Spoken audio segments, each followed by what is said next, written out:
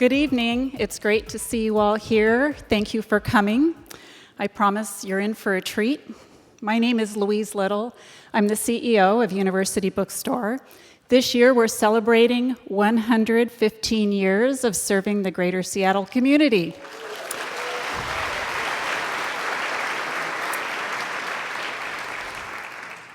Many people don't realize, but we're an independent bookseller, so I want to thank you for coming out tonight to support your independent bookseller. Thank you very much. I'm looking forward to tonight and the opportunity to hear David Axelrod talk about his new book, Believer, My 40 Years in Politics. We know Mr. Axelrod is one of the architects of President Obama's 2 electoral victories, but in the book, we are allowed a much deeper and more personal view of his life. Mr. Axelrod was born and raised in New York City in 1955. To be specific, he was born February 22nd, 1955. So if you do the math, someone has a birthday on Sunday. He felt the pull of politics from an early age, and he recalls that at age 5, he saw John F. Kennedy give a speech to a large crowd on a street corner in New York City. And even at that age, he remembers feeling the excitement of the crowd and the sense that something important was taking place. At age 9, I remember what I was doing at 9. He was working for Robert Kennedy's senatorial campaign. And the next year, he attended Lyndon Johnson's inauguration. He attended the University of Chicago, where he studied political science. He also met his wife, Susan. And after college, he worked for the Chicago Tribune, and at age 27 was one of the youngest political writers in the paper's history. After 8 years there, he became a political consultant, and in 1984 was first noticed for helping Illinois Senator Paul Simon win his Senate seat. In 1985, he opened Axelrod and Associates, which is now known as AKP&D Message and Media, and he continued to advise various political campaigns. He first met Barack Obama in 1992, who at the time was a recent Harvard Law graduate leading a voter registration drive in Chicago. The two remained in touch, and in 2003, Mr. Axelrod became the campaign strategist for Obama's successful run for the Illinois State Senate. 3 years later, he ran the media strategy for Obama's 2008 presidential campaign, promoting the future president through short TV biographies, internet, and cell phone campaigns, which created a vast grassroots constituency. He then served as the chief political advisor during President Obama's first term in office. Following the 2012 campaign, Mr. Axelrod founded the Institute of Politics at the University of Chicago. Joining Mr. Axelrod in conversation this evening is Steve Scher. Mr. Scher was the longtime host of Weekday on KUOW, and he was Town Hall Scholar in Residence last fall. He is a contributor to Crosscut, Mountaineers Magazine, and Northwest Cable News. And I might add, his novel is looking for a good agent. Please join me in welcoming David Axelrod and Steve Scher.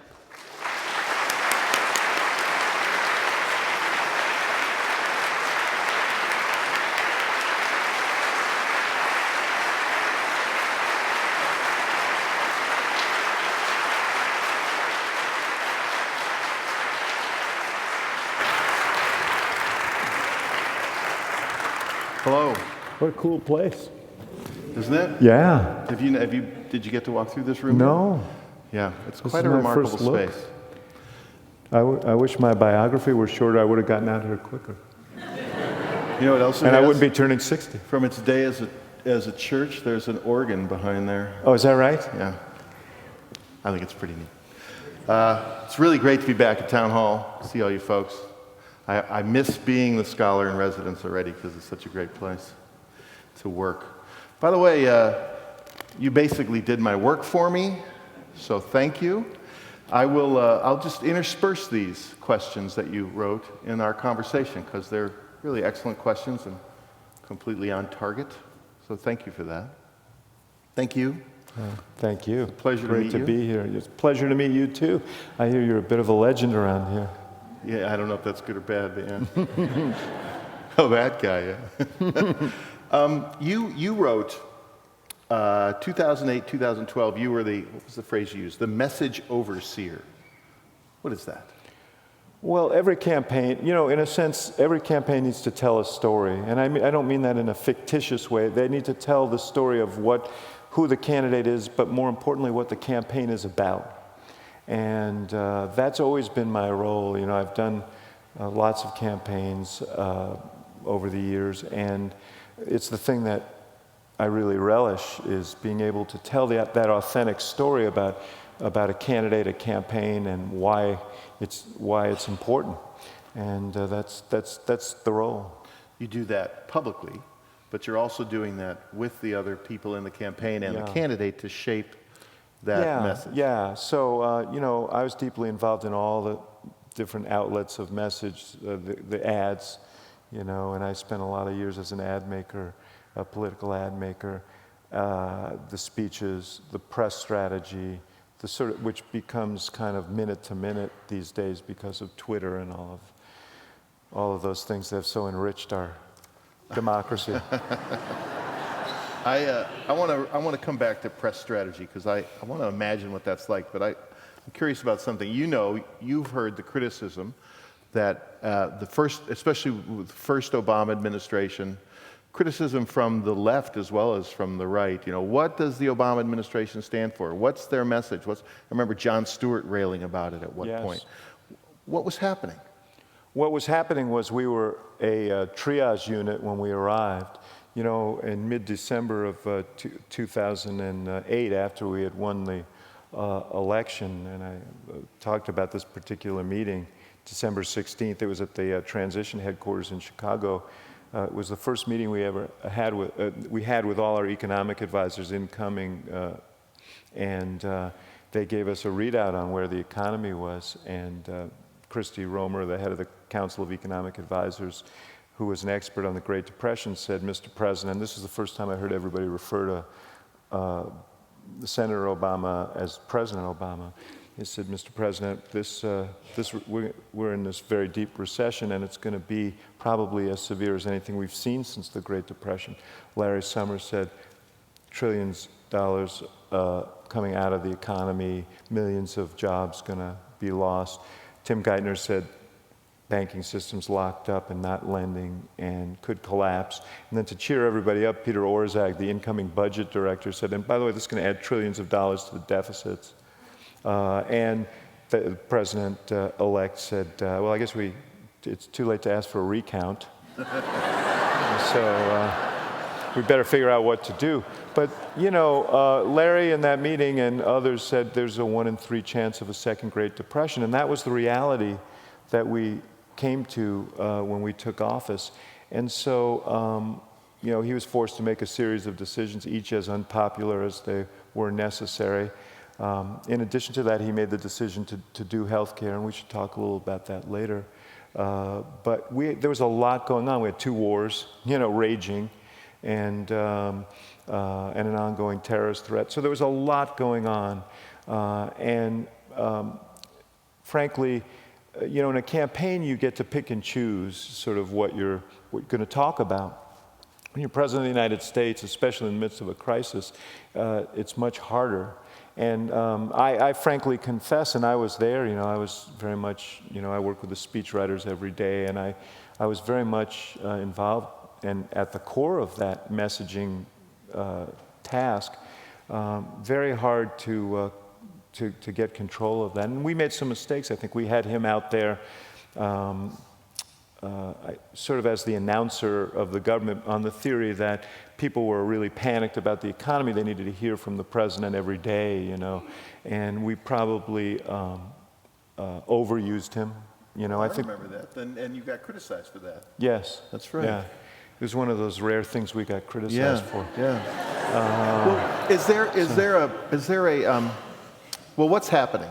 Because the media picks up on that and says, "Well, what's your message? What's your message? Why are you telling us all these things?" And yet, it's the country with millions of people, so one would think that we can, take in multiple messages at one time. Yeah, but that's not really true. The media, the media outlet is a very sort of narrow conduit, and it can't process 6 stories at once. And that's one of the ongoing discussions I've had with the president, is that he very much believes what Mario Cuomo said, that you campaign in poetry and govern in prose. In other words, once you're elected, you just get down to business and you do everything you need to do, and you don't worry so much about, the lyricism and the messaging, and because,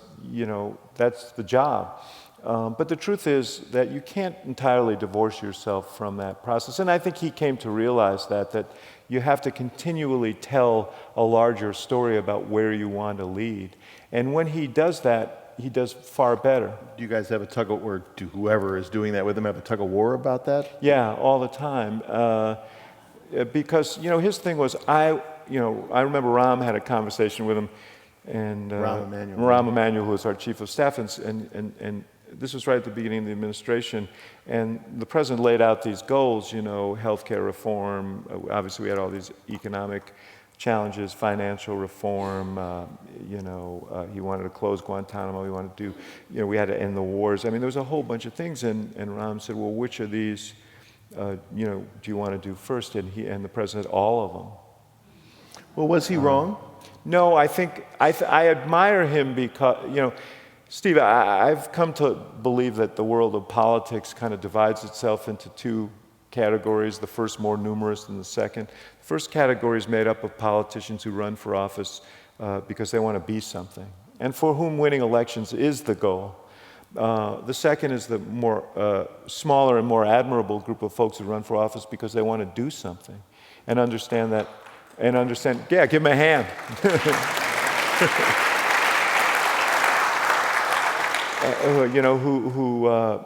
Who understand that winning the election is not the most important thing. The day after we passed the health care law, president said to me, I was a lot happier last night than I was the night I won the election. And I said, really? He said, winning the election is just the semifinals. This is what it's really about. So I admired him because he always, his view is, I have 4 years and maybe 8 to do as much as I can to make a lasting difference for the future. And he wasn't going to subjugate any of these large goals. He wanted to pursue them all.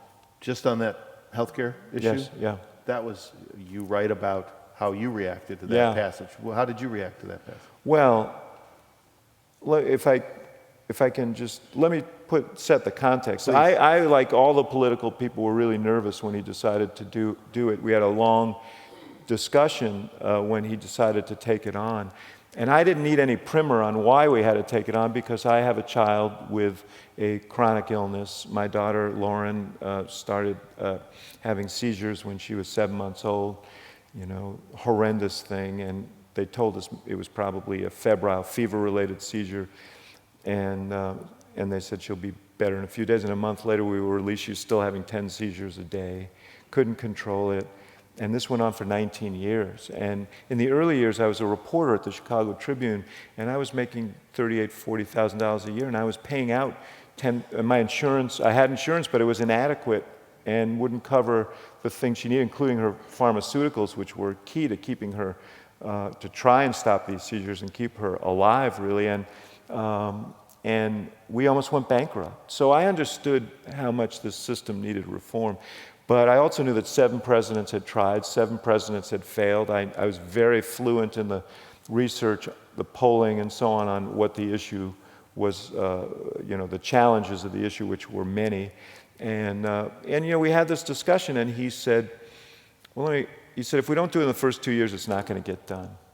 And the system's going to implode. We have near double-digit inflation, burdening governments, businesses, and families, more and more uninsured. He said, we got to take the shot. He said, what are we supposed to do, put our approval rating on the shelf and admire it for 8 years? Or are we supposed to draw down on it to try and get something done? And, I loved him for that, even as I was making the other argument. I always say I like him so much because he listened to me so little. But every time the health care bill looked like it was not going to happen, he was the guy who kept us moving forward. I went into him in the summer of 2009, and I wanted to just let him know we were taking on some water. I wasn't trying to get him to stop, because once he decided, I was in. But I needed him to know, that we were taking on some water. And he said, I get that, but I just came back from Green Bay, and I met a woman, 36 years old, 2 kids, husband. They have insurance, but now she's got stage 4 breast cancer, and she's hit her lifetime caps. And she's worried that she's going to die and leave her family bankrupt. And by now, I felt his hand. I'm standing in the Oval Office. I felt his hand kind of gently guiding me out of his office. And as we got to the door, he said, "This isn't the country. That's not the country we believe in. Let's just keep on fighting." And every time we had these discussions, there was one time when some were arguing that he should throw in the towel, and he turned to Phil Shalero, his legislative director, and said, "Phil, what are the chances? What are the odds of us passing this?" And Phil said, "Well, it depends how lucky you feel, Mr. President." And Obama said, "Phil, I'm a black guy named Barack Obama, and I'm President of the United States." He said, "I feel lucky every day." And so he kept us, even when we lost the Massachusetts Senate race, which seemed like the death knell for health reform, Ted Kennedy's seat of all seats to lose, because we had lost our 60th vote in the Senate. We kept on going because he kept us going. So the night that the health care bill passed, we were all in the Roosevelt room, which is the conference room that's adjacent to the Oval Office, and to my office was right next to his office. And as the final votes came in, the president was in there, the vice president, everybody who worked on the issue, everybody was very happy. I got up almost reflexively, and I went into my office, and I closed the door, and I broke down, and I sobbed. And I didn't even really understand first. I had to think about, why am I so emotional about this? And I realized, I started thinking about what we went through as a family, my family, and that maybe because of what we had done in that moment, that other families wouldn't go through that. And I went and I found him, and I said, "Mr. President, I want to thank you." And he knows my story well, because we've been friends for so long, well before we were working together. And he said, I want to thank you on behalf of all the families who aren't going to go through what my family went through. And he put his hand on my shoulder. He said, "Well, that's why we do the work." And that is something I will never, ever forget. In a sense, that's what this book is about, believer. It's not a believer in one person. It's a belief that together we can organize ourselves and through politics do things that will make this a better country, and do things that will help people now and in the future. And that was clearly something that was true in that case. But not a perfect bill, as No, you well far knew. from a perfect bill. So what was the,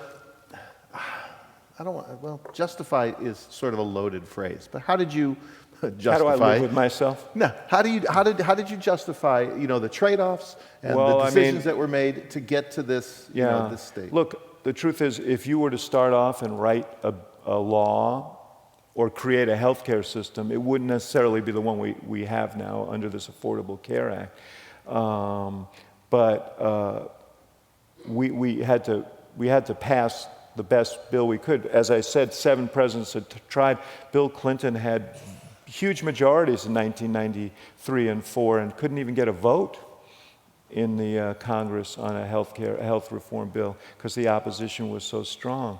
And so the question was, is this an advance forward? Are we laying the groundwork for future reform? And there was no question that was the case. I couldn't move when when my child got sick. I couldn't move to another insurance policy because she had a pre-existing condition now. It didn't cover her pharmaceutical costs. Obviously, the woman in Green Bay faced these lifetime caps, there are so many things in this healthcare system that conspired against people, and that would be addressed by this bill. And when people say, I was in Berkeley last night, and people asked about, why couldn't we have a single payer system? We couldn't have a single payer system, or we couldn't have a public option, because we could not pass the bill. There weren't 60 votes in the United States Senate to pass it. Is that the distillation of how you, the message you told each other in a sense? Is this moving us forward? Yes, well, I mean, there was no doubt, and I have no doubt as I sit here today, and I think there are at least 11 million Americans who have health care today who would agree, and many more, that we're far better off than we were before this law passed. And it was clear to us that we would be. And like any policy, it'll be refined over time. But at least we've established the premise that people should have access to affordable health care. Do you think there's the politics?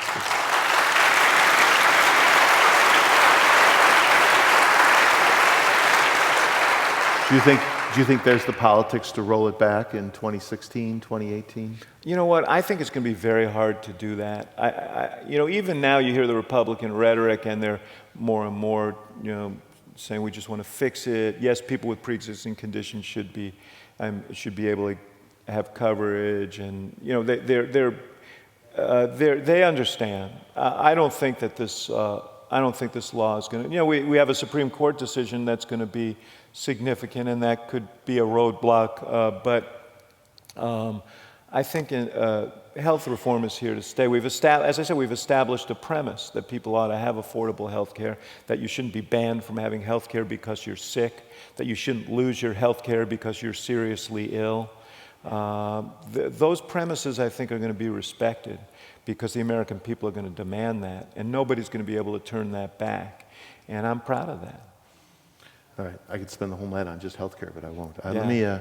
Let me. You write about believers, also about your own journey, and were you a believer when you were an 18? What was the belief you had when you were an 18-year-old kid and walked into some small newspaper in Illinois and said, "Yeah, I should be your political columnist"? Well, that wasn't belief; that was delusion. No, my belief stems back to.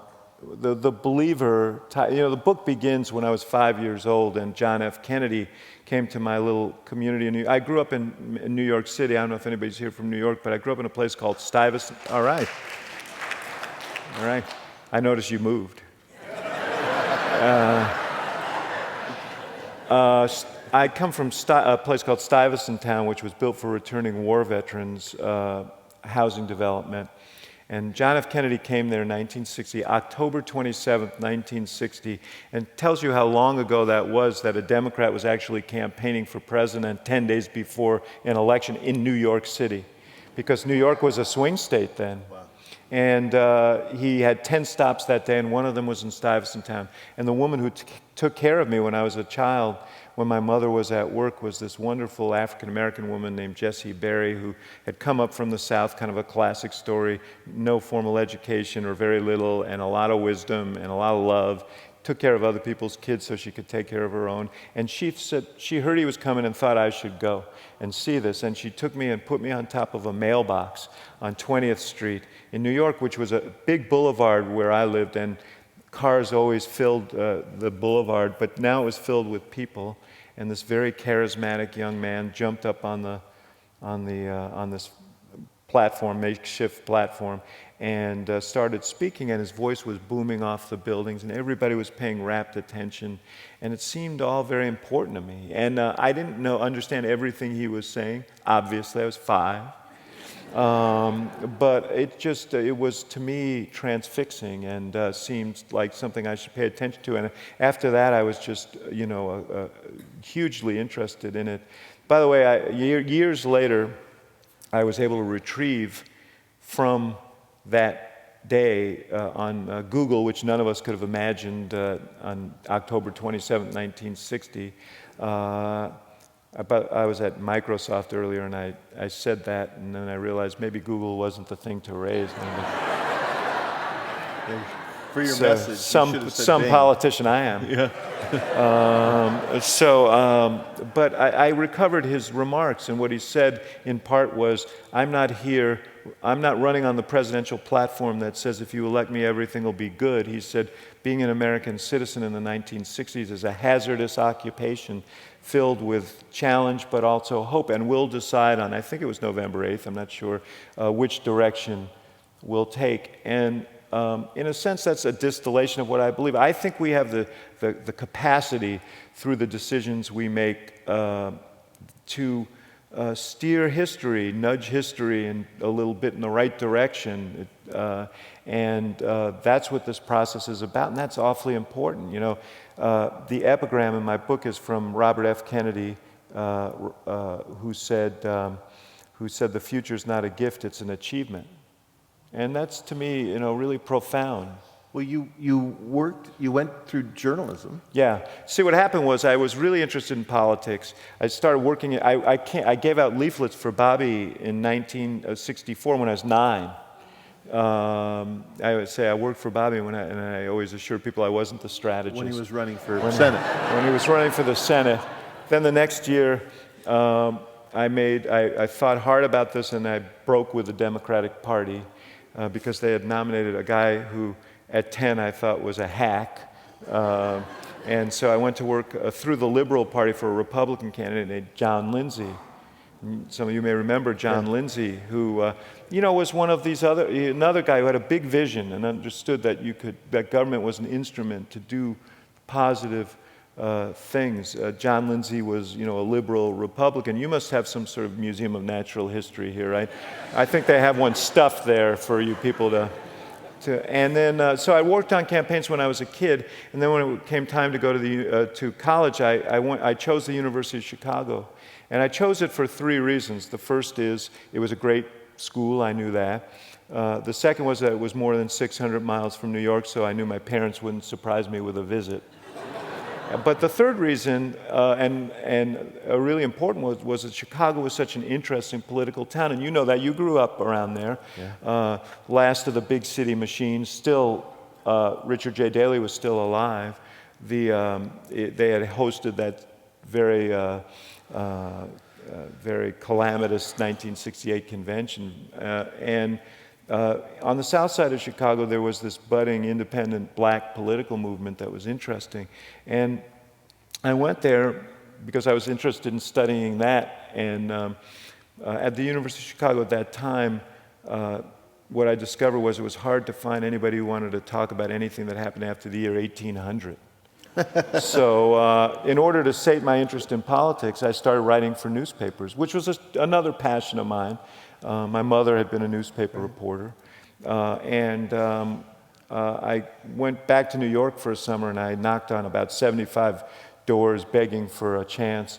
And some newspaper that was really down on its luck, the Villager newspaper in Greenwich Village, gave me a job. And for $50 a week, they said, you can do everything. And I covered everything that happened, including politics. And I went back to Chicago with my clips from there, and I walked into this newspaper, the Hyde Park Herald, and I was 19. And the guy who ran it, a guy named Mervyn Bohannon, said, well, we just lost our political columnist. He graduated from law school, and he's going to work for the Attorney General. You think you could do that? And I said, absolutely. I could do that. And we talked for a while, and he gave me the job. I think it was $25, $15 or $25 a column. And I made myself an expert on Chicago politics. I loved it. I became an expert on the 50 wards and all the colorful characters, different ethnic fiefdoms and the Byzantine history of each ward. And, by the time I graduated from college, I was able to parlay that into an internship and then a job at the Chicago Tribune. What stands out, or who stands out for you from those early years learning the Byzantine politics? There were so many great characters. I wrote about a couple of guys in my book who were like early mentors of mine. One was a guy named Leon M. Dupre, who was an alderman from Hyde Park, who was the most erudite guy. He was a veteran of sort of the left-wing politics of the 30s. This was around the University of Chicago community, and he was for 20 years he was in the city council, and he was at times the only dissenting voice of 50 to Richard J. Daley and the Machine. He was really courageous. He kind of antagonized his colleagues. At one time he was shot in a street crime and shot in the leg, and they asked this guy Vito Marzullo, who's one of the stalwarts of the Machine, for comment, and all Marzullo said was, they aimed too low. But and Dupre used to, he used to quote Shakespeare and stuff to them, which was bewildering. And then there was another guy named Marshall Korshak, who was the ward committeeman, who was the daily guy in the ward, who came from kind of the Jewish democratic machine, and he was a world-weary machine guy, and he, And then there were all these young characters. I wrote about this guy, Ed Verdoliak, who ended up being a big player as the opponent to Harold Washington a decade later, leading the white opposition to Harold Washington. But he was like an up-and-comer. And Mayor Daley had a stroke in 1974, and the reporters went to, and he disappeared for like 6 months. And the reporters went to Verdoliak and said, well, slate making's coming up for the next election. How are you going to choose the candidates? And he said, well, Daley will tell us who we're for, and we'll be for him, just like always. And they said, well, Ed, you don't even know if he can speak. And Verdoliak shrugged and said, he can point, can he? So. What'd you learn from that? What'd you learn about politics from those? What I learned, first of all, I think urban politics is the most vital politics there is, because there's no layer between mayors and city council members and their constituents, and they're dealing with quality of life issues that are really significant, including life and death issues, crime and safety, schools, parks, refuse collection and the quality of streets. And so it's really meaningful. And then you have cities, most cities are, this kind of simmering cauldron of different ethnic and racial groups, and trying to find a way to work and live together. I just found it endlessly fascinating. And in fact, one of the I ended up becoming sort of an expert on urban politics. And when I went into political consulting, I ended up working in many of the big cities in the country on mayor's races, because they were always so fascinating. I also learned a lot about the politics of race that was useful later when I was working for breakthrough candidates, not just Obama, but Deval Patrick in Massachusetts and others. What was the Harold Washington? Yes. Former Chicago mayor, buck the power, buck the system. He would be among the most interesting. So what did you do for him? Well, first, when he first got elected, I was the City Hall bureau chief for the Tribune when he first got elected. It was a phenomenal race. Harold Washington was a fascinating guy because he was a product of the machine. His father was a precinct captain. He was embraced by the Democratic machine early. He was a really bright guy, and he went to law school, and they made him a state representative. And then but he was such a free thinker that he always resented being told what to do. So he was constantly rebelling. And he ultimately became the kind of most avid critic of the Democratic machine, particularly from the perspective of the black community, which he felt had been disrespected by the machine. And so he ran for mayor in 1983 against the incumbent Jane Byrne and Rich Daley, and there was this primary in which he got almost unanimous support. I guess it wasn't unanimous, but close to, in the black community. And some white liberals, and was able to win a primary, and the unthinkable, Chicago with an African-American mayor, and then barely won a general election against a kind of not all that inspiring Republican, but race took hold. Then I worked for him. I left the paper in 1984, kind of frustrated with where journalism was going, and Paul Simon was running for the U.S. Senate in Illinois, and persuaded me to. I don't know if you guys remember Paul. He was a great guy. Bow tie. Yeah, he was kind of the Orville Redenbacher of Illinois politics. He had big horn-rimmed glasses and a bow tie. He used to wear talk about authentic. He used to wear these suits that were like 5 inches too short. And I learned that what happened was one of his constituents died and bequeathed him 6 suits. Paul just never had them altered, But he was a great guy, just an incredibly good guy, crusader for civil rights, political reform, crusader for civil rights from the southern Illinois, which, as you know, was closer to Little Rock than Chicago. Very courageous guy. So anyway, I left the paper, went to work for him, ended up managing his campaign, which was a kind of bizarre, a couple of months out of the newspaper business, and we defeated Charles Percy, who was a 3-term incumbent, and Paul went on, and that started my career. So Harold called me and asked me to help him on his mayor's race, and I did. And it was, he did, he was, when Harold became mayor, the aforementioned Ed Verdoliak led a rebellion among the white ethnic aldermen, and so Chicago was home to gridlock before gridlock was cool. And they really tried to thwart him at every juncture. So then in '87, he was running for re-election, and he had even though Jane Byrne was a terrible mayor, she came back, and because she was white, she was competitive in the primary and was actually leading at points, and we had to beat that back.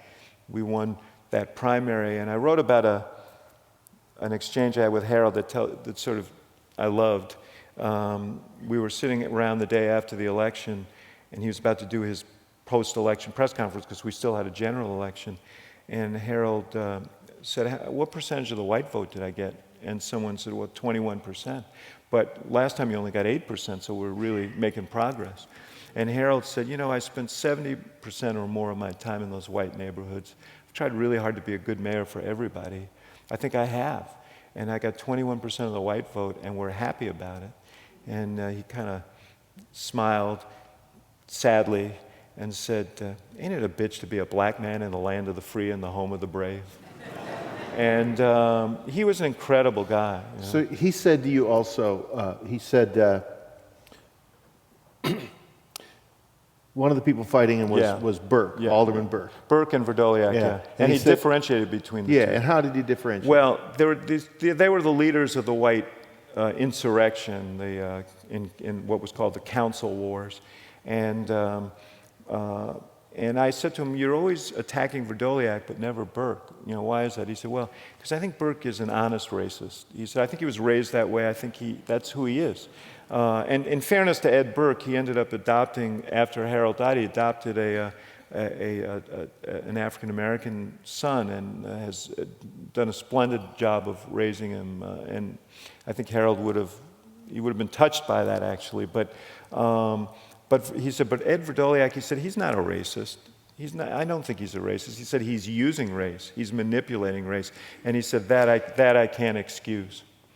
So does that echo with how Barack Obama is treated by some Republicans and some aspects of the press? I think I think the segue you just made is a really smart segue, which is like, just 28 years or whatever on public radio, you learn a few things, huh? Thank you. But yes, I never talked about race when I worked for the president, never, because I didn't want to convey the sense that we were suggesting that all the opposition was motivated by race. I didn't want to turn him into a victim. But in this book, and since I've been out talking about this book, I have to acknowledge that, of course that's been a factor in this. And, no other president has had his citizenship question. No other president has had someone stand up in the House of Representatives and shout, "You lie," during a presidential debate. Of course, race is a factor, but the interesting thing is, do I think that all of the opponents to him in government and politics are racist? No. Do I think that a lot of them have manipulated race? Yes. I think that, when that guy stood up from South Carolina and said, "You lie," he knew he wasn't hurting himself with his constituents in his mostly white district in South Carolina. Well, when Mitch McConnell says we're going to oppose everything that Barack Obama is going to do, when you hear that, how do you strategize against that, knowing that they are able to tap into a part of America that responds? Well, look, what happened in 2009 was this. We won a great victory making the case for bipartisan cooperation, making the case that we needed to get past gridlock and deal with some of the big challenges facing the country. But at the end of that campaign, Lehman Brothers collapsed. The economy almost collapsed, as I talked about before. And it was clear we were going to face this huge crisis. We perhaps naively thought that we might get bipartisan cooperation to deal with that crisis. But they made a different calculation. That calculation was this. They knew that we were going to have to make a series of very unpopular decisions, the Recovery Act, standing up the financial system, intervening to save the auto industry, which seems like a no-brainer now, but was really unpopular then. They knew we had these huge majorities, and their calculation was we're going to let him contend with these problems on his own. And we're going to make him live with those decisions, and the economy's not going to get better very quickly. And we're going to be in a much better position in 2010. Now, there's no doubt that there were a base of people, and you saw them even in the run-up to the election, some of those rallies, those McCain, particularly Palin rallies leading up, you saw some of what, became the kind of angry edge of opposition, and it was tinged with this sort of nativist rage. But I honestly, when I think about McConnell, who I think is probably one of the shrewdest politicians on the Hill, I think what they did, in terms... Yertle the turtle. He's that shrewd. No, I understand that it's hard to understand how a guy talks without opening his mouth. I get that. No, he's a very, he's a very shrewd political tactician and strategist, and he made a very cold-blooded judgment. I don't think it was an admirable judgment. I don't think that in the midst of a national crisis, it was the right judgment to make. But from a political standpoint, certainly in the short term, they were rewarded for it. Well, why did you guys continue to pursue and talk about bipartisan cooperation? Was that a calculation? Because Steve, we ran on the proposition that we should try, and it would have been a disavowal of everything that we ran on to say, hey, now that we're here, we're not going to try and find any governing partners on the other side. We're going to assume the worst from the beginning, and it would have been, obviously they gave us a lot of provocation. But even on healthcare, which was such a big piece of business and a big piece of social legislation, we waited 6 months. We could have moved the bill much sooner, but we waited 6 months because Max Baucus, who was the chairman of the Senate Finance Committee, said he felt he could get bipartisan support for the bill. And the president met with a number of Republicans, some of whom had supported a similar approach in the 90s, and they acknowledged that much of what was in that bill is in this bill, but said, we unless you get 10 other Republicans, we can't stand with you. I mean, even in the fall of 2009, months into this wait, we thought Olympia Snowe might come along. She had expressed some interest. She wanted some changes. The president said the changes were fine. He said, we can call it the Snowe bill. I don't care. He said, she can move into the White House. He said, Michelle and I, we can move into an apartment. I mean, he really wanted to make it a bipartisan bill, and I think he was keeping faith with the campaign that he raised. How does that feel now? I mean, because that he waged, I should say. Yeah. Well, so now we're in the the last couple of years. He has set a slightly different tone. Right? Yeah. He's staking out his Well, own one territory. of the diabolical things that about what McConnell did was not only did he deprive the president of bipartisan support, but he forced the president to act as a partisan. I mean, the only way we could get anything done was to work with Democrats to get them done. And that gave them the chance to say, he said he was going to govern in a nonpartisan way, and now he's governing as a partisan. But the truth is that the more that got sort of institutionalized, that the more truthful that became. We couldn't rely on Republicans to support us. And they then became also a bit of a captive of their own base because they stoked this stuff up. And now you see, John Boehner, who, basically gets oftentimes led around by the most strident voices in his own caucus. But you, as a strategist and as somebody who advises politicians, you understand that this is the chess game you play. Yes. And you are not adverse to playing that chess game Right. either. What what sets you apart in your own personal heart from what they're doing? Well, Believing in- well, I think what sets me, and more importantly, the president apart, was what we were maneuvering to do was pass laws, programs, and policies that would address some of the great problems facing this country. And what they were trying to do was win an election. That's what separates us. You know, I want to read some of these because you folks wrote them better than me. How often do you think politicians, including Obama, do or say things that they really want to say and not doing or saying for votes in the next election? And wrap your answer around the way you folks prepared for the second debate with Mitt Romney. Yeah. Which, after the first one, it seemed like the president was tired, lecturing us, didn't understand what he was saying, and then... It was not a good night. Well, I wrote about that. I wrote extensively about the debates. I mean, there are two separate questions here. I think that some politicians speak freely more than others. Okay, and I think the president is on the top, upper end of that scale in terms of speaking his mind, and he gets flayed for it sometimes. But let's talk about the debate because October 4th was a date that we had circled on the calendar months and months and months in advance, because the history of presidential debates is that incumbents do very poorly in the first debate. And there's good reason for it. They haven't debated in 4 years. They've been up on this pedestal, and now there's someone sitting right next to them and treated with equal status, accorded equal status, who's like poking and prodding them, and they tend not to react well to that, become defensive. And we wanted to try and avoid that, and we prepped for months. John Kerry played Mitt Romney,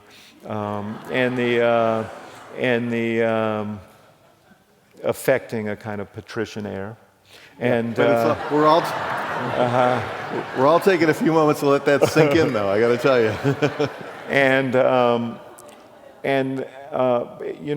The prep didn't go well. It didn't go well. The president often lit into Romney, Kerry, as Romney prodded him. The president took the bait often, was very defensive or very offensive in ways that were, uncomfortable and would be if he did it on TV. So, partly what happened in the first debate, and he only read the book after it was in print because I didn't want to give him editorial license over what was in it. But when he read it, one of the things he said was, you should tell folks that you were one of the people who told me not to engage too much in the first debate. And that is true, because the exchanges with Kerry were so caustic that I was nervous that he was going to do that. But more than anything, he resisted what the reality of debates are, presidential debates. And I know this isn't going to surprise many people here, but they are not sort of free-flowing exchanges of ideas, okay? They are very highly choreographed, kind of parallel performances. And when you're ready for a debate, a presidential debate, you've worked through how you're going to answer questions, and you have a pretty good sense of what the questions are going to be, and you've worked through how you want to take those questions, how you want to use it to advance your message, what points you want to make, and how you want to make them. That's how you prepare for a debate. We weren't there the night before that debate, and we didn't go through the rigors that we were required because he was resistant to it, the kind of going over lines and preparing. He resisted the artifice of it, frankly. And, the night before the debate, I wrote about an exchange I had, because the last run-through was not good, and we were all kind of worried, and my colleagues generously nominated me to talk to the president about this. And so I did, and he said, well, I think that was pretty good. What do you think? And so I had to make a quick decision as to whether to be honest or whether to be prudent. And I chose honesty. And I told him, no, I don't think it was very good, and this is why, and this is what we. And he got very angry, and he said something to me, and he called me a name that I'd never heard before or since, that I couldn't say, even though this building is no longer a church. I would feel wrong saying it here, but I knew that he wasn't mad at me. He was mad at the fact that he knew that he wasn't ready. And when we got to the locker room in Denver the next day, David Plouffe and I went in to give him kind of an attaboy before the debate, and he just waved us off and said, let's just get this over with and get out of here. These are not the words you want to hear before a presidential debate. But you found some language, and again, message distillation. You found some language that helped him in the second debate, right? Well, what happened was, he left the debate stage, as a matter of fact, after the first debate. And you can't tell when you're up there exactly what's going on. And he got off, said to his photographer, Pete Souza, well, I think that was pretty solid. What do you think? And he got and he went. And I had to go into the spin room, which is this sort of ridiculous tradition where you go in and tell a throng of reporters what they just saw. And it's really hard when what they saw is completely different than what you're trying to persuade them they saw. And so I got pretty much beaten to a pulp and went back to the car to go to the hotel, and I got a call from the president, and he was looking at his iPad as he does, and he said, well, it looks like the consensus is we didn't have a very good night. And I said, I'm still sort of trying to regain my breath from I said, that appears to be the consensus. And, but we had these very tense couple of weeks before the second debate because we knew, the first debate we handled in terms of, our standing really didn't take that much of a hit. There was like all this, in the public polls, there was all this turmoil. But in our own polling, we lost a few points, but we had a few points to lose, and we're still 4 points ahead. But a second debate would have caused great concern, and a second bad debate. And he was rehearsing, he was practicing well in spots, but then 36 hours before, he just kind of backslid. Kerry got more aggressive again, and once again, he took the bait, and we really panicked. I mean, and we had this meeting late into the night. We decided we basically had to have an intervention. And the next morning, he came down and, because we were sequestered as we always did before debates, in like a debate camp, boot camp. So he comes in, and 4 of us sat down with him, David Plouffe and Jack Lew, his chief of staff, and Ron Klain, who was leading the debate prep. And, we all talked, and I told him, you're treating this like it's a discussion, like it's joint press conferences. I said, this is a performance, and we just got to nail our lines here and know what we're going to say. And you got to say it the same way every time. We can't improvise, like you've been improvising. And he was very candid he said, I know I'm not getting this. I understand. He said, I was trained as a lawyer, and I'm treating it like we're trying fact here, and I know that's not what this is. And he said, but I'm just kind of screwed up right now. He said, he mentioned the movie Tin Cup, and he said where Kevin Costner's golf game was off kilter, and he was slicing the ball, and Cheech was his caddy. And Cheech said, okay, here's what you do. You tip your cap this way, and you do this and that, and you put your tees in your left pocket, and you'll be fine. And Kevin Costner does all those things, and he swings, and the ball goes straight and true. And he said, it's in my head, and we actually gave him a golf tee to put in his pocket before the next debate. We honestly did, and he went out there with it. But after we broke up, he said to me, this is a guy who's incredibly self-confident. And before the first debate in 2008, I asked him how he was feeling, and he said, just give me the ball. I mean, that's the guy I know. So it was really unusual for him to be, facing doubt. And he said that. He said, it's an uncomfortable feeling for me. I'm not used to this. But he went off for an hour, and he came back, and he came back a different guy, and we went through each answer again and again. He would work with the lines, he'd change them, he'd improve them, he'd have ideas, but he locked them in. And the next day he came down, we were going to leave for New York for the debate, and he had diagrammed 14 answers exactly the way he was going to do them. And when we got to the locker room in New York, he said, called Pluff and me in again, and said, I just want you guys to know we're going to have a good night.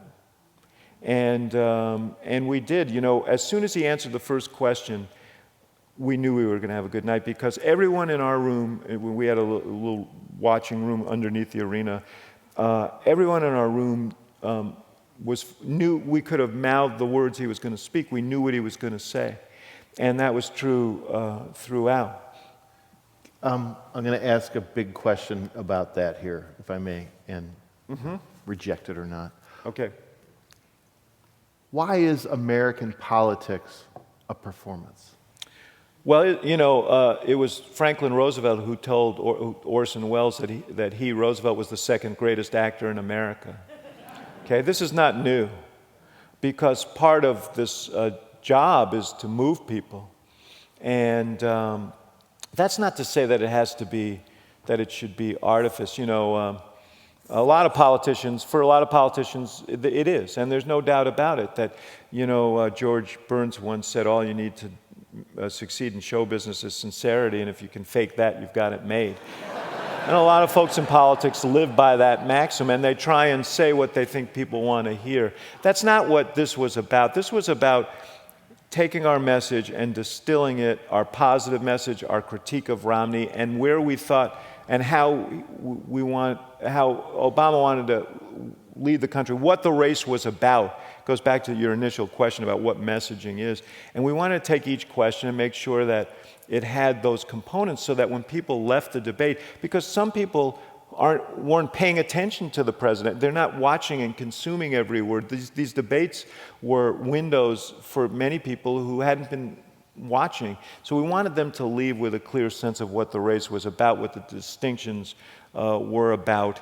And to do that, you need to be prepared and maximize your time and use those answers to the greatest possible effect. And that's the way it's always been. I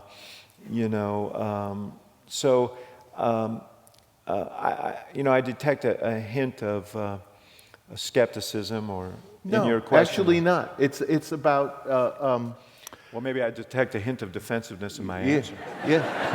I knew one of us was up to something. I just think it is that and I think it's good that you mentioned Roosevelt, right? The first radio president. I mean, it is about has fans. It is something about the importance of a leader being someone we will follow. Yes.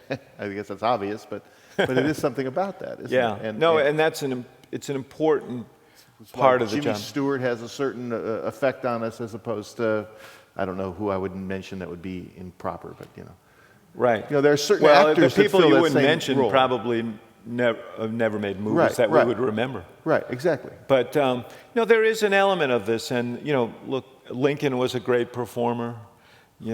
Teddy Roosevelt was a great performer. Right. All our great presidents were gifted in that way. And did you know that about politics going into it as you got? Well, I was drawn. Look, my first experience was John F. Kennedy. Yeah. I was drawn to that, and I loved the performance of politics, and I never thought that it didn't have meaning, but I loved that the bigness of it, and and responded to it. So, I always knew that. The thing that you have to fight there were times in my career when I became disillusioned by the cynical calculations involved in campaigns, and because we have all this technology to tell us what people think, and it's easy to say to a candidate, okay, this is what people want to hear, so say it. It's easy to do that, but it's not very satisfying. And my partnership with Obama began in part because I was at one of those existential moments when I was wondering whether I wanted to stay in politics. He was also at an existential moment because he lost he lost a campaign for Congress in 2000 and was, considering whether to continue. He lost the race, narrowly by 30 points. And so he was not in, great political shape. My existential crisis was that I had a client in the 90s who I helped get elected to Congress. And some of you may be familiar with his name, Rod Blagojevich, which I've been on the road for several weeks. Stephen, I have to tell you, it engenders the same response every time. Mention of his name. But he came to me in 2001 and said he wanted to run for governor, and I was sort of appalled by that. And I said, well, why? And he said, well, you can help me figure that out. And I said, well, if you need me to help you figure it out, you shouldn't run. That's not what I do. If you tell me why you want to run, I can help convey that to people. But he ran anyway without me, and he hired a very good firm out of Washington, and they did a state-of-the-art campaign, and he went out there. The previous governor was also on his way to prison, George Ryan. So yeah, you guys have had a good run. No, I know. Well, you're a native, so you understand. But I mean, and I'm not the greatest picture of the land of Lincoln, but so he ran as a reformer, Rod Blagojevich, and he also ran on a no-tax pledge in a state that was clearly had fiscal challenges, which bothered me. But I knew by the summer of 2002, I knew he was going to win. Jim Ryan was the Attorney General, not related to George. Very admirable, conservative guy. I didn't agree with him on stuff, but a good guy. But he was like, it was like watching Bugs Bunny and Elmer Fudd. Rod was just running circles around him. And he was going to win. And I thought, geez, maybe I should rethink. Maybe it's time to move on to something else, because if this is the level of cynicism this requires, I'm not sure I want to do this. And Barack Obama called me at that time and said, I'm thinking of running for the U.S. Senate, and I'd like to talk to you about it. And there were other candidates running who were better known and better funded. He had just lost this race. His name was Barack Obama 1 year after a guy with a similar sounding name had visited havoc on the U.S. He was a black guy from the south side of Chicago with not a lot with no roots around the rest of the state and so on. And so there were a lot of reasons to think it was a quixotic effort. But I told my wife, Susan, if I could help Barack get elected to the Senate, that would recharge my batteries. That would help, that would recharge my idealism. And that's how we got paired up. I'm going to give you 3 questions that you'll have to answer sort of quickly, but this sort of flows right into this. Convince me, 30 to 40-year-old female, obviously I'm reading this. I'm quickly scanning the audience, trying to guess whose question this is. That corruption hasn't ruined what the founders started. Well, let me say that I don't think corruption is new in American history. We lived through a period in the late 1800s during the Gilded Age when not unlike some of what we're seeing today, it was a time of great, it was the Industrial Revolution, great technological advances that created the ability for the development of great concentrations of wealth. We had oligarchs, those oligarchs, the J.P. Morgans and the Rockefellers and others, really dominated our politics with their money and dominated public policy with their money. And that gave rise to the Progressive Era and Teddy Roosevelt. And we self-corrected. I have concerns, about the new Gilded Age and the great concentrations of wealth and the power that, particularly given the Supreme Court ruling on Citizens United, that the new oligarchs have in influencing our politics. And they're not all limited to one side, but they're mostly on one side.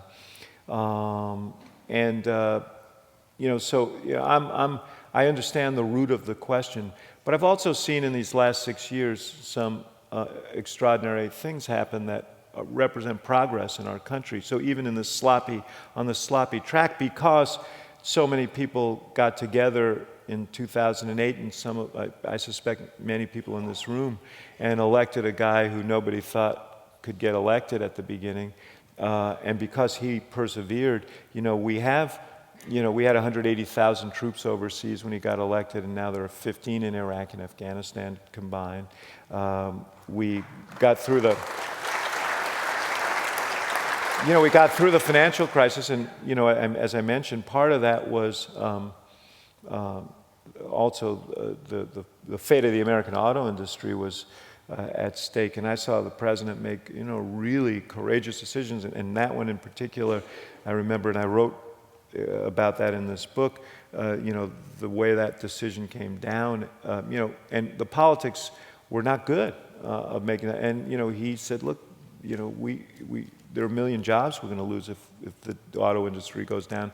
And so, I'm willing to take that risk. And we've seen tremendous advances in the way gay and lesbian Americans are treated.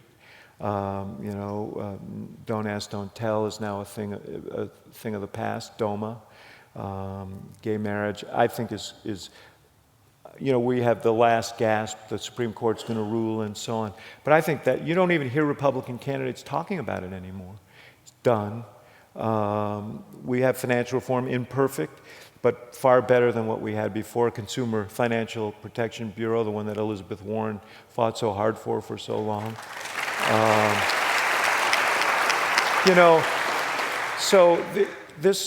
So even on this sloppy track, real progress came because people organized and got together and decided they were going to try and change the direction of the country. And we shouldn't minimize the gains that have been made. I think they're historic. And by the same token, it's slightly off point, but on the larger point, I think back to 2000 and that election.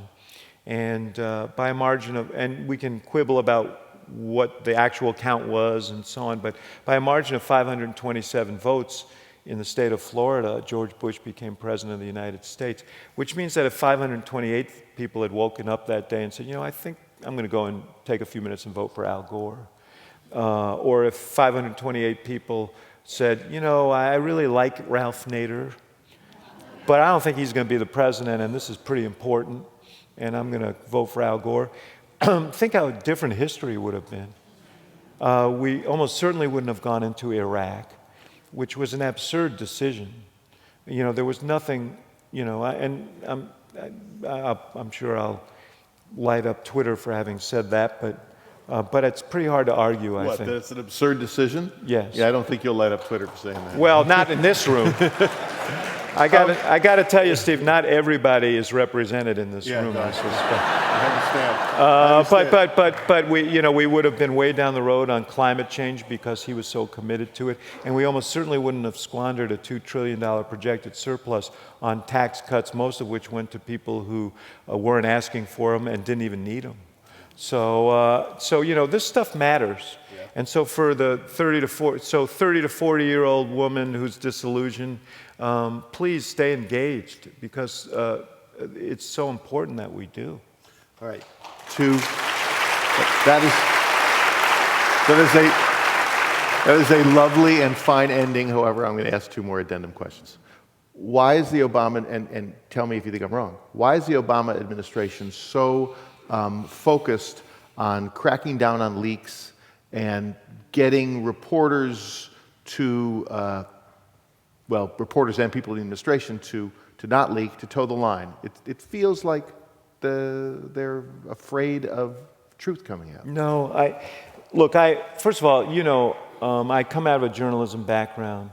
I revere journalism. I don't revere sometimes people who call themselves journalists but don't practice journalism the way it's supposed to be practiced. But I do understand very clearly. I used to be an investigative reporter that it is the job of journalists to shine bright lights in dark corners. And but at the same time, when you're the president of the United States and you're charged with the safety and security of people, and you every morning are briefed on real, honest-to-God terrorist threats, And you've got operations all over the world, Americans trying to thwart those threats. And there are leaks that put those people at jeopardy and maybe put the operations in jeopardy to the point where people are going to lose their lives. You have to find the balance between the two. I'm uncomfortable with the notion of jailing reporters, prosecuting reporters, and I'm heartened by the fact that that Mr. Risen isn't going to be prosecuted, and that Attorney General Holder, on his way out, has promulgated much more, I think, thoughtful regs as relates to the issue of how reporters are going to be dealt with, because I think this is we have to keep people safe, and we have to also preserve those ideals that make America unique, in many ways. You are a businessman, so you have been hired to go work. That was, even when I ran a business, nobody would take that seriously. But Well, the Labour Party, especially my partners. the Labour Party in the UK is taking it seriously. You're going to help. I didn't really take that on as a business proposition. Well, that was my question. I took down. I signed on to help the Labour Party and Ed Miliband, who's leading the Labour Party, because I think that the struggle there is very much like the struggle here. The big issue facing their economy is the same as ours. That you see the same things happening: great concentration of wealth, 80% or more of people either just holding ground or falling behind. And I believe that they, as we, need strategies to deal with that. Jim Messina, right, is Yeah. going to work with David. Jim's a good businessman. Yeah. Well, you have clashed with him. You've worked with him. No, Jim's a friend of mine. He was the campaign manager in 2012 of our campaign. He was sort of an underling to David Plouffe in the 2008 campaign. And I wrote in the book about a moment when Jim and I wept together when the Supreme Court upheld the Affordable Care Act, because we had both worked really hard on it. So I consider him a friend, and I'm not going to speak for him as to why he would be on the other side of this. That's for him to... No, but you have a strategy, and now you know the guy on the other side. What are you thinking? Well, what am I thinking about why he's there? No, or- what are you thinking about what you're going to do for Ed Miliband? Well, I mean, I think what the challenging thing about British politics is that it may be refreshing as well, but there are no ads, there's no paid media. You guys can give a hand to that, I'm sure, you basically, and there's a short campaign, and you basically have to communicate through the earned media, newspapers and television and so on, and the press in Britain is really interesting, because they all bring their point of view, not just to their editorial pages, but to their coverage. So it's a very dirty filter that you're trying to communicate through. So it's difficult. But I really believe that most people in Britain, as most people in America, want an economy where if you work hard, you can get ahead, where kids can get the education and training they need to make the most of their lives and do it without being burdened with extraordinary debt as they begin their lives, that puts an emphasis on the kinds of things that build economies in which prosperity is broadly shared. I think people really want that. They want, as he said, they want a recovery that reaches kitchen tables and not just corporate suites. And so I think that's a worthy fight. And that, I'm at a point in my life where I'm not going to do any more campaigns here in America. And but occasionally a project will come along overseas, or some project that is not an electoral project.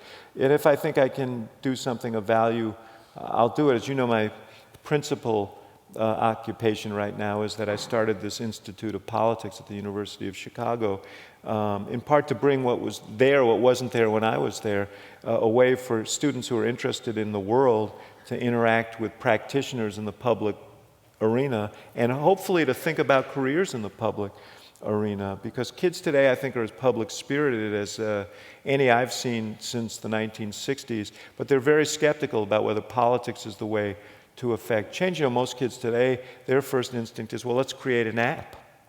Let's do something through social media. And I got to tell you, that's powerful. Government could learn from that. But there are certain things that require us to act together through government. And I always tell them, Congress is going to meet with you or without you. And they're going to make decisions about all the equities that you care about, whether it's human rights or education or climate change or, if you're someone from the right, the size and scope of government. So whatever it is you care about, whether you like it or not, we're in a democracy and government's going to impact on that. And you either get in there and try and influence things in the right direction or live with the consequences. And that's sort of I'm kind of a missionary on that message now. And it seems to me that's a worthy way to spend my life at this point. You still and talk... who am I going to work for who I could have a better experience with than this guy? Do you still talk to him? I do. On this trip, have you called him up and told him We've cool emailed. things I you've actually emailed him and told him that I apologized for all those times when he complained about all the events we were adding to his schedule. Because I have just some small feeling for what his life must have been like then. And he sent me back an email saying, "I'm feeling you, brother." But I talk to him from time to time. I really, look, Barack Obama was my friend. I met him in 1992, and we've been friends for a really long time. And in addition to our political partnership, we've had some wonderful discussions about life, about our children, certainly about sports.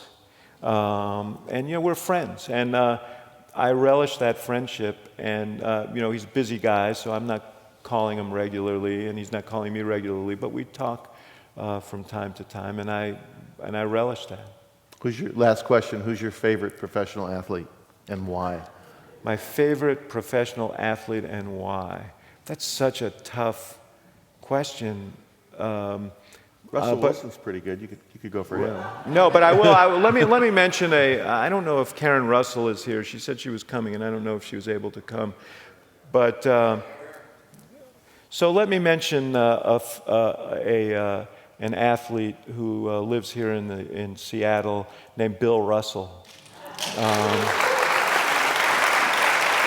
One of the great pleasures I had, and Karen was there in the White House, was when he came to visit the White House, and I got to have lunch with him, and it was such a great experience. And I would say 70% of the conversation had nothing to do with basketball, but Bill Russell used his position as the first African American coach of a major sports franchise. And as one of the great athletes of all time, to influence the social progress of this country during the civil rights era. He was always outspoken on those issues, and so I admired him for that. Now we shouldn't necessarily expect that from our athletes. Charles Barkley, who actually is someone I also deeply admire, because he does always speak his mind, said, "We're not heroes. We're athletes. We're good at what we do, but that doesn't, everybody imputes to us all the qualities they'd like us to have." Michael Jordan gave me so much pleasure for 13 years in Chicago. It was such a great, I used to tell my sons, who thought, that two things happened in June. You finished school and you went to the NBA Finals. when Michael Jordan was there, and it was all because of him, the most extraordinary athlete I ever saw. But and not a bad guy, but everybody wanted him to be everything, So. And so if you ask me, like, who is an athlete I most admire as an athlete, who I saw on a regular basis, I'd say him because he was so extraordinary. But if you're asking me who I admire as, a person, that's a larger question. And so Bill Russell is as good as anyone, and the fact that he lives here in Seattle makes it a good answer, too.